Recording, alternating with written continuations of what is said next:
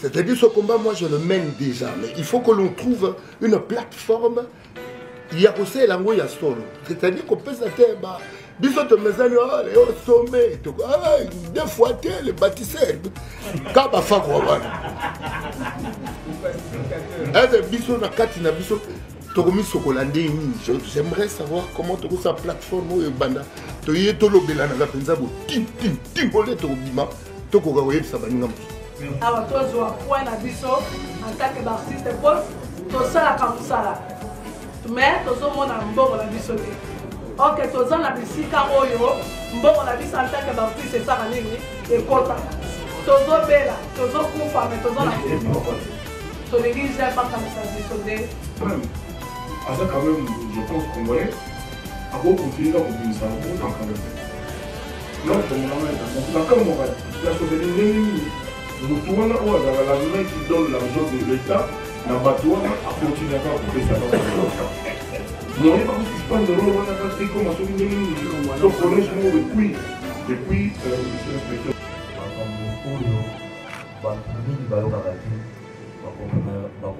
Rien, je te comprends ma famille où il est dans l'amour. Inspecteur, si vous avez un artiste, vous avez pris à vous servir. Vous avez déjà vous servir depuis longtemps. Vous savez mille pour tout ça. Mais, ce qu'on vous a toujours problème. Et l'autre sur l'artiste, ça fait 12 ans que vous avez un problème. Ma casse. Par les réseaux sociaux. Surtout pour commenter déjà les lots réunions et pour révolter déjà Batembele. Message à Liboso, je crois, mais toi, on a posté la vidéo parce que je crois que dans la vie, on va quand même espérer que Bazui vraiment une décoration, un sauveur. Il y a une génération future pour la boca na biso. Petit tambola même boy comme on a que bato mosusu ozo souffrir eza na mo ba démonter mais pas signé. Ndeko mi mojindo mi beko ya bangoko yo boshani majalina makolo mine kasi akolanda kasenjela yako lite awana oya sikeye. Abonnez-vous sur votre chaîne YouTube Jeune Cadre TV. C'est Christian Lema qui vous parle, Sa Majesté du village Molokai. T'as qu'à taper sur ton clavier.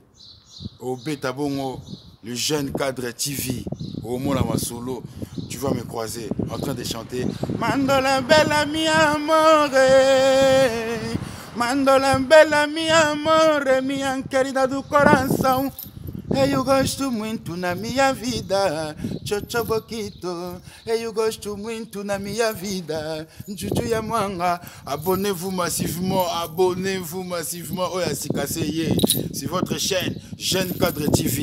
Jeune Cadre TV.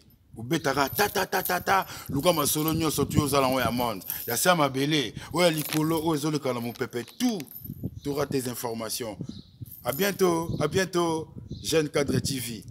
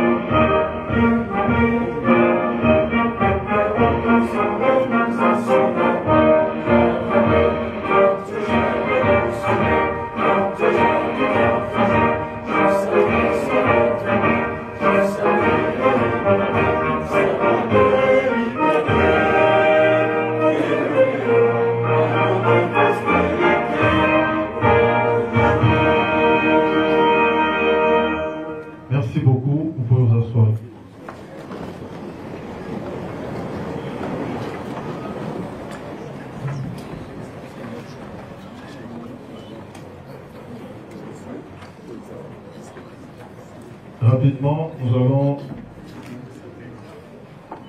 commençons par présenter les excuses par rapport à l'heure. Dans les invitations, il était mentionné 12h30. C'est vrai qu'il y a un dépassement de plus d'une. Chef de service, Gilles Linguette. C'est pas une bonne invitation d'ailleurs. Oui, c'est bon. Oui, merci Mingi. De Ronaldo, Gilles Linguette, pour l'invitation d'ailleurs. Vraiment, tout très content. Quelque part, on puisse nous sauver valeur. Pour le but, phrase, nous avons créé la société. Merci. Nous avons salué attention. Pour aller plus vite en besoin, on a eu la question beaucoup. Pour lancer quelques phrases touchées. En place, nous avons lobby, Magou Yoana, tout diminuer en Okaka. C'est-à-dire que tout le monde a besoin de tout aussi ça fait mal. Donc, nous avons encouragé l'action à l'IGF. Mais c'est une question dans les abouilles. Pourquoi ne pas surveiller tant on lui bat ça la Banzela et que Banzela on a sous la tête? Pourquoi ne pas les surveiller pendant qu'ils vont sur le bloc? Pourquoi il faut toujours regarder dans la soupe pour constater? Est-ce que surveillance et l'IGF se sur la tête pendant que avant qu'ils se le IGF déjà avant qu'il m'a battu, tu contrôles ma banque. On a continué à faire. Pourquoi pas vous en avez un concierge? Merci beaucoup. Maman Chalamouana. Si vous permettez, monsieur le secrétaire, on prend la série des 3 questions et puis on vous accorde la parole pour la réponse. Maman Chalamouana. Oui, toujours Kayo. Papa inspecteur, l'appréciation merci. L'appréciation merci et nous on a papa adjoint. On a un outil pour le cadeau. Na yoki pasi na mawa mingi. Tomona na bino na ba télévision tokanisa ta mususu. Bino pe bozana batu wana boza batu bakop. Tokanisa kabongo. Tobia ezaka bango na bango kaka. Mais on toyoki lelo. En tout cas, esalinga mawa mingi pasi na motema. To comprendre pourquoi mboka la biso ko avancer te.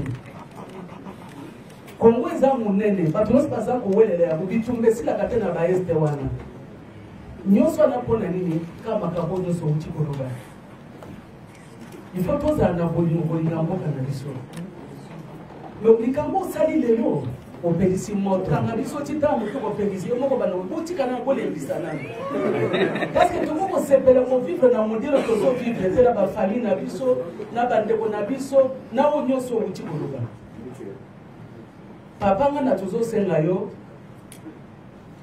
pesa biso kaka oya biso mundu keza moko biso ba artiste ka comédien pe bali bana oya bango pe mindu setai munoko na bango biso toza bato ko koti studio bimi o larguer loko makabo mbebi toza na mawate na ndenge tozwi encouragement lelo parce que toyemba to bangaka oyembi après ba ekolika nungu na mama ile bonno lingo yebo yo sani babino longola maloba o tete o longola bwena na mtu osanze kwa joto alwambo balandinga ti na studio non enlève ça non te o te o bona bote mais on to uti ko yoka lelo to sipeza encouragement eza ndoto te c'est comme si ko réalité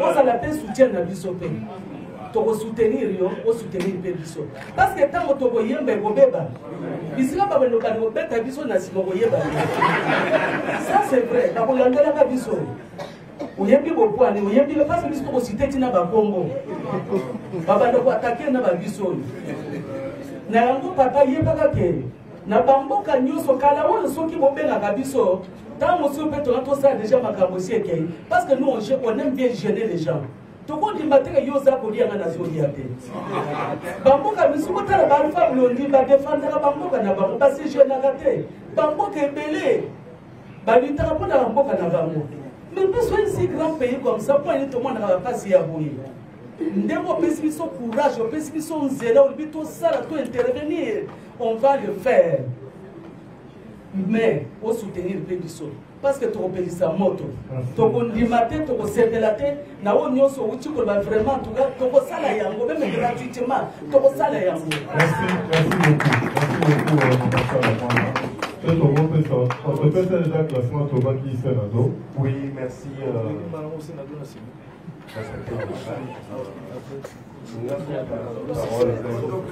Soyez bref s'il vous plaît, Matsa fait mon bongo. Merci beaucoup. Ici, nous sommes tous. Média Pézalia,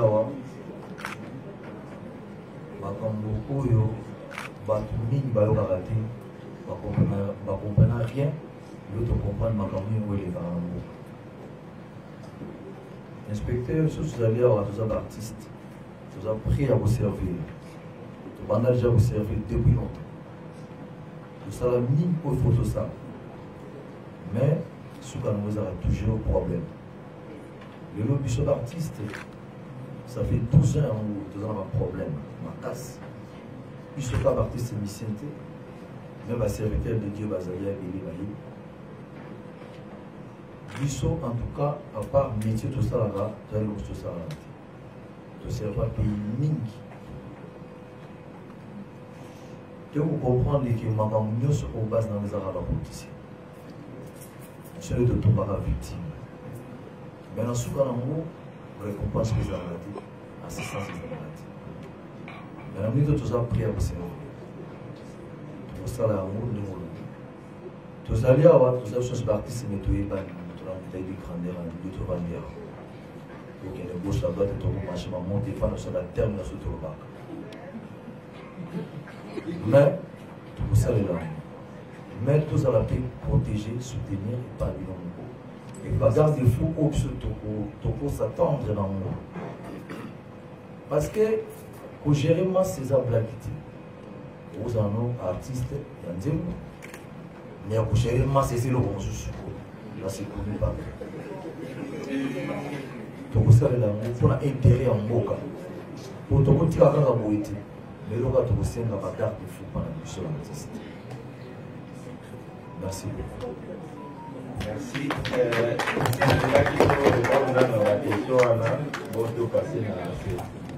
Naringadi inspecteur Otala Gangai Pepo. Il y a sérieux, il y a lutte contre la corruption.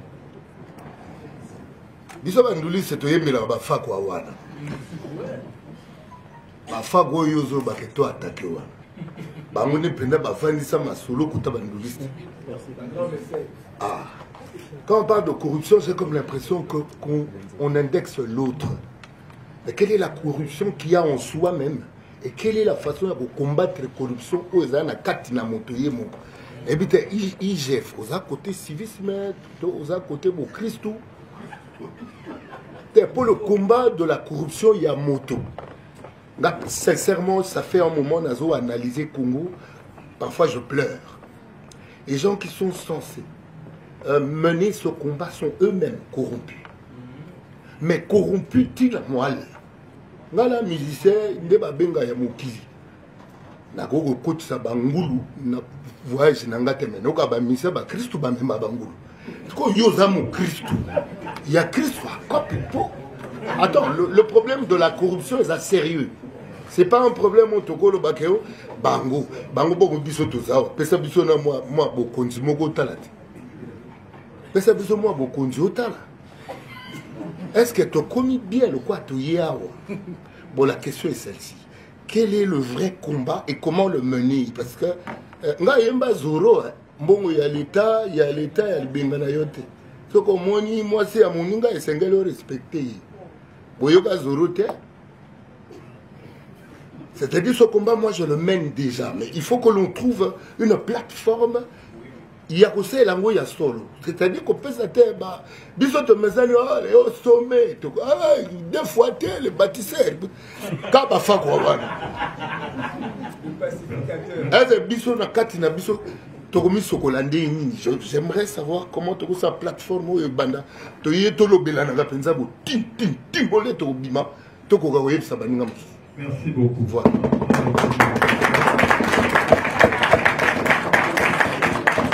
S'il vous plaît, moment on peut faire. Donc, Pambolisa Bébiso du côté gospel. On a continué la vie aussi invitation. Quand on y est marqué dans l'église, mais tout ça fait un beau.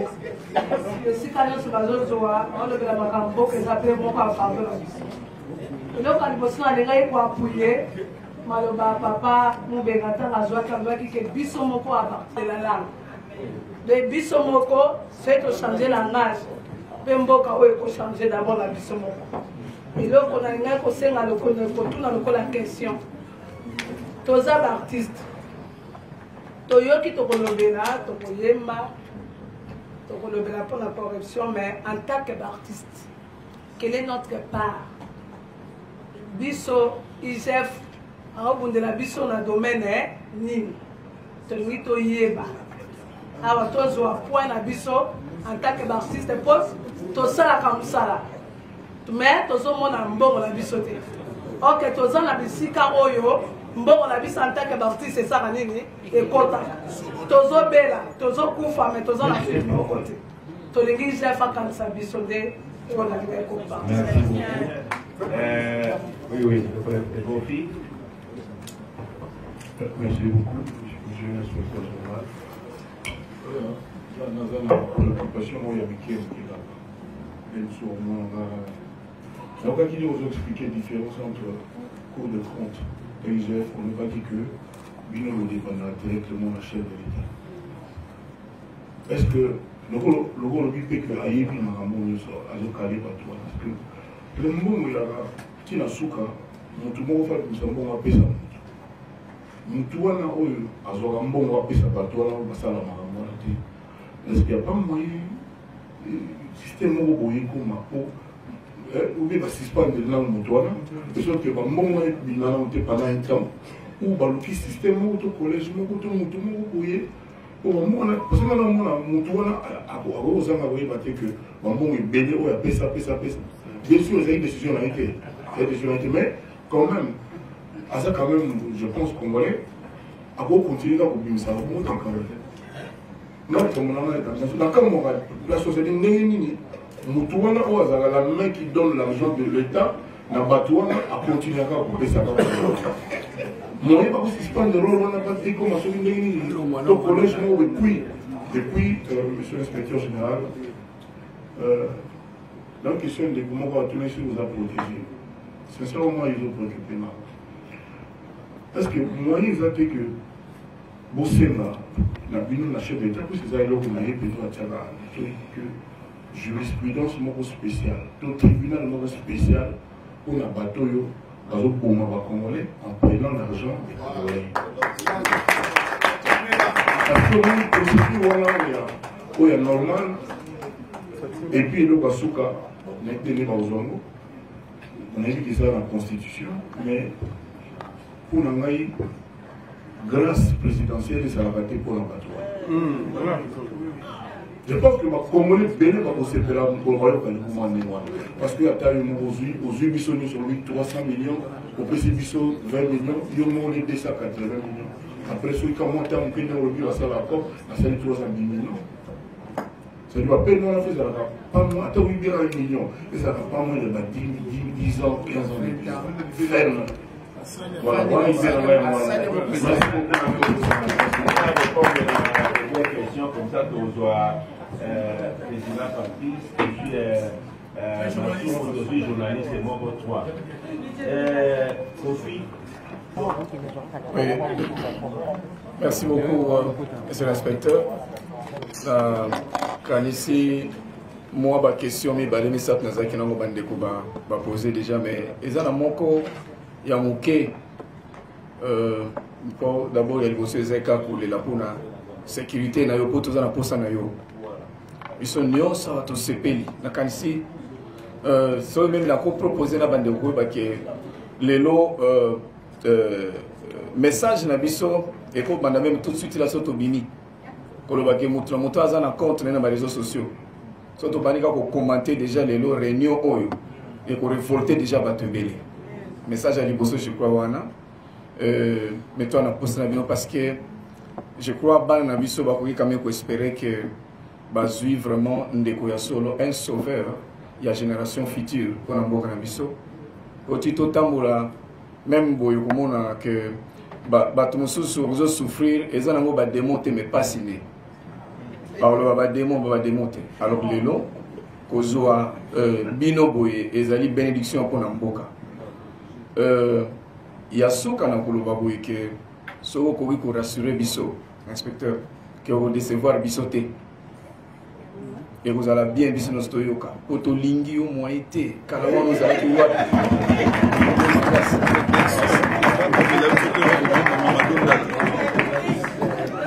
Merci beaucoup.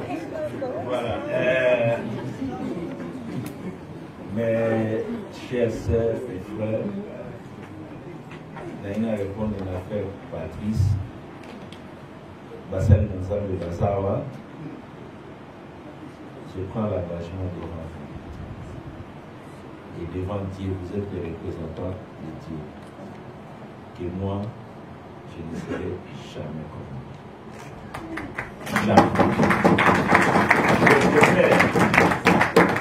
Je prends l'engagement, je l'ai dit. Moi, le même engagement, toute la direction de l'inspection générale des finances. Toyebi Banché. La stratégie des gens qui sont concernés par les détournements, c'est vraiment de nous prendre dans les pièges et de nous mettre en prison. Ça, nous le savons tous les jours. Nous le savons tous les jours. Donc, nous marchons vraiment avec toute la prudence possible. Toute la prudence possible. Sur ce terrain-là, comptez sur nous. Vous avez nos assurances. Comptez sur nous. Nous ne sommes pas venus pour chercher l'argent. Si c'était pour chercher l'argent, beaucoup n'auront pas eu de problème. Beaucoup. Il n'y a personne qui nous a échappé en dépit de leurs moyens.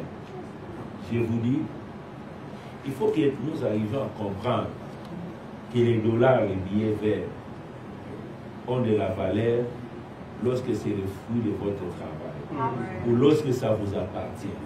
Mais lorsque ce n'est pas pour vous, considérez ça comme des papiers. Vous pouvez passer.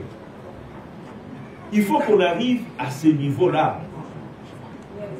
Il faut qu'on arrive. Oh, c'est aussi une libération spirituelle.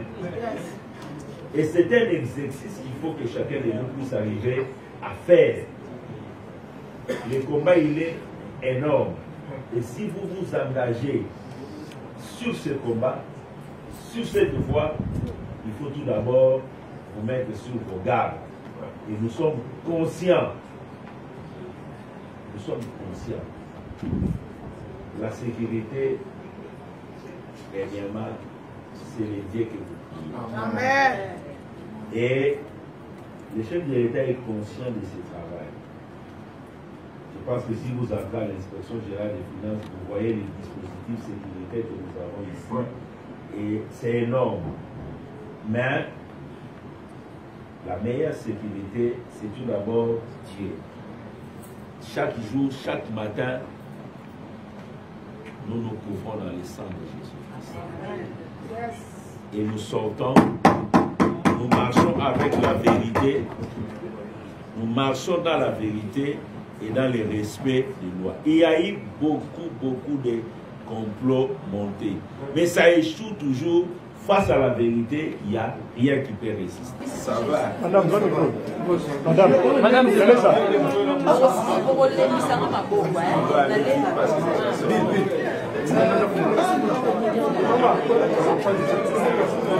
Non, en fait, c'est la troisième journée d'échange citoyen. Nous allons voulu échanger avec la traite des pays pour solliciter l'implication dans la lutte contre la corruption, notamment des prochaines phases la comédienne, nous sommes en mode de comprendre la corruption, la détournement de la c'est une accompagner aux avocats à Félix Antoine Tshisekedi la combat il y a lutte contre la corruption et le détournement. On va voir ça, leader